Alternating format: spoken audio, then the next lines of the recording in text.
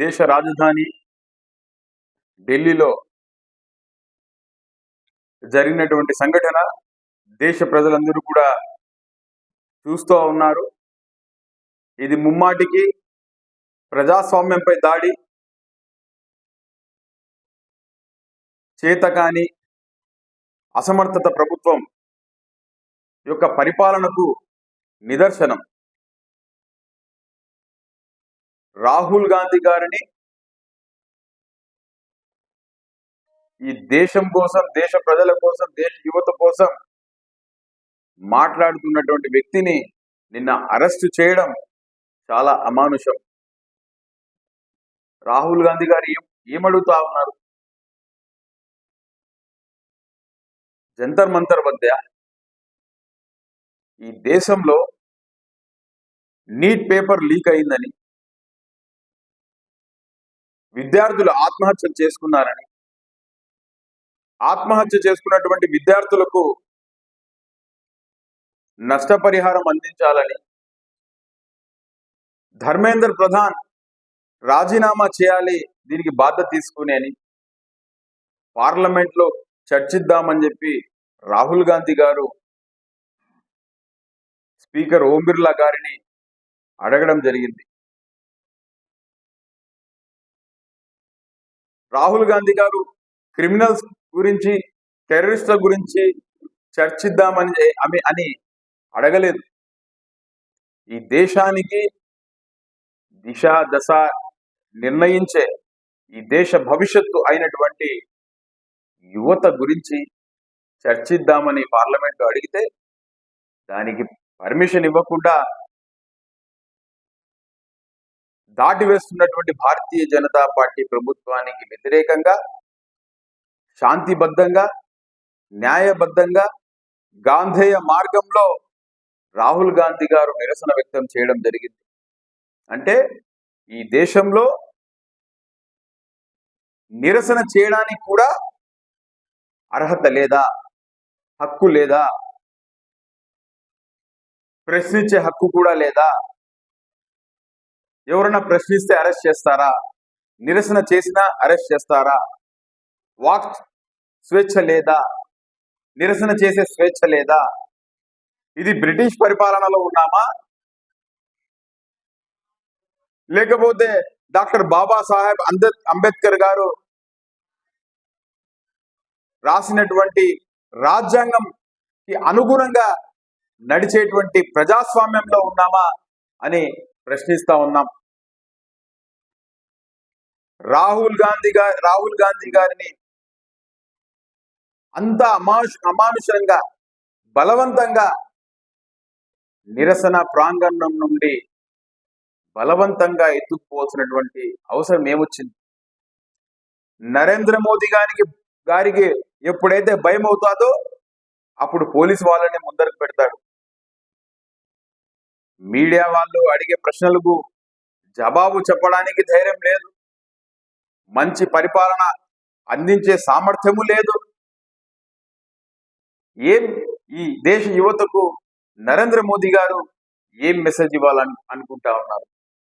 ఈ దేశంలో ఉండేటువంటి యువత మంచిగా చదివి ఉత్తీర్ణులు అయ్యి సైంటిస్టులు అవ్వాలనుకుంటున్నారా? డాక్టర్లు అవ్వాల్సిన అవసరం లేదా? ఇంజనీర్లు అవ్వాల్సిన అవసరం లేదా? కలెక్టర్లు అవ్వాల్సిన అవసరం లేదా? లేదంటే మీలాగా ఛాయ్ అమ్ముకునే వాళ్ళు కావాలని అనుకుంటున్నారా? ఏం మెసేజ్ ఇవ్వాలనుకుంటున్నారు మీరు? ఈ దేశంలో ఉండేటువంటి యువత అంతా ఛాయ్ అమ్ముకోవాలనా? యువత అంటేనే సరిపోయినటువంటి విధంగా ప్రవర్తిస్తున్నటువంటి మీ యొక్క తీరు చూస్తా ఉంటే యావత్ భారతదేశం సిగ్గుతో తలదించుకుంటా ఉంది. మొత్తం ప్రపంచ దేశాలన్నీ కూడా మన దేశం వైపు చూసి భారతదేశంలో ఉండేటువంటి పౌరులకు, యువతను ఈ విధంగా రక్తం వచ్చేటట్టు కొట్టడం అనేది ఇదేమి చర్య? ఇదేమి ప్రభుత్వం? ఇదేమి పరిపాలన? ఇదేనా భారతదేశం అంటే? భారతదేశం అంటే కుల మతాలకు అతీతంగా భిన్నత్వంలో, ఏకత్వంలో బతికేటువంటి ప్రజలు భారతదేశంలో ఉన్నారు. మరి ఆ యొక్క దేశంలో ఈ విధమైనటువంటి సంఘటన జరగడం చాలా దురదృష్టకరం అని చెప్పి ప్రపంచ దేశాలని కూడా మాట్లాడుకుంటా ఉన్నాయి. ఈ యొక్క దేశ ప్రతిష్టను క్షీణించే విధంగా ప్రవర్తిస్తా ఉంది భారతీయ జనతా పార్టీ. గుర్తుపెట్టుకోండి, భారతీయ జనతా పార్టీ వాళ్లకు విజ్ఞప్తి చేస్తా ఉన్నాం.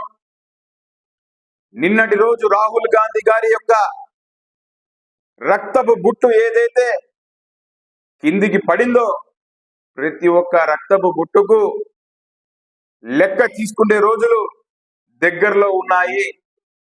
అధికారం ఎవరికి శాశ్వతం కాదు. తిరిగి వడ్డీతో సహా రాహుల్ గాంధీ గారు చెల్లిస్తామని చెప్తా ఉన్నారు. యువత కావచ్చు, ప్రజలు కావచ్చు, ఈ బీజేపీ వాళ్ళు కేసులు పెడతారనో భయపడకండి. ఈ రోజు మనం ప్రశ్నించకపోతే, ఈ రోజు మనం వీధుల్లోకి రాకపోతే మరెప్పుడు ఇంకా రాలేము. భారతీయ జనతా పార్టీ ప్రభుత్వాన్ని ఇలాగే వదిలివేస్తే రాబోయే రోజుల్లో ఎన్నికలు కూడా ఉండవు. ఈ దేశంలో నియంత పరిపాలన జరుగుతుంది. మనం ఏం తినాలో, ఏం వేసుకోవాలో, ఎలా బతకాలో అనేది కూడా భారతీయ జనతా పార్టీ ప్రభుత్వం చెప్పినట్టే చేయాల్సి వస్తుందని విజ్ఞప్తి చేస్తా ఉన్నాం. భారతీయ జనతా పార్టీకి మరొకసారి విజ్ఞప్తి చేస్తా ఉన్నాం, హెచ్చరిస్తా ఉన్నాం. రాబోయే రోజుల్లో కాంగ్రెస్ పార్టీ నాయకుల మీద, కాంగ్రెస్ పార్టీ కార్యకర్తల మీద దాడులు చేసినా, అరెస్టులు చేసినా, పోలీసులు మీ చేతిలో ఉన్నారని, వ్యవస్థలన్నీ మీ చేతిలో ఉన్నాయని దాడులు జరిపితే బీజేపీ నాయకుల యొక్క ఇండ్లు కాంగ్రెస్ పార్టీ కార్యకర్తలు, నాయకులు ముట్టడిస్తారని హెచ్చరిస్తా ఉన్నాం. ఒళ్ళు దగ్గరగా పెట్టుకొని ప్రవర్తించాలని హెచ్చరిస్తా ఉన్నాం. బ్రిటిష్ వాళ్ళకే భయపడలేదు కాంగ్రెస్ పార్టీ నాయకులు, కార్యకర్తలు.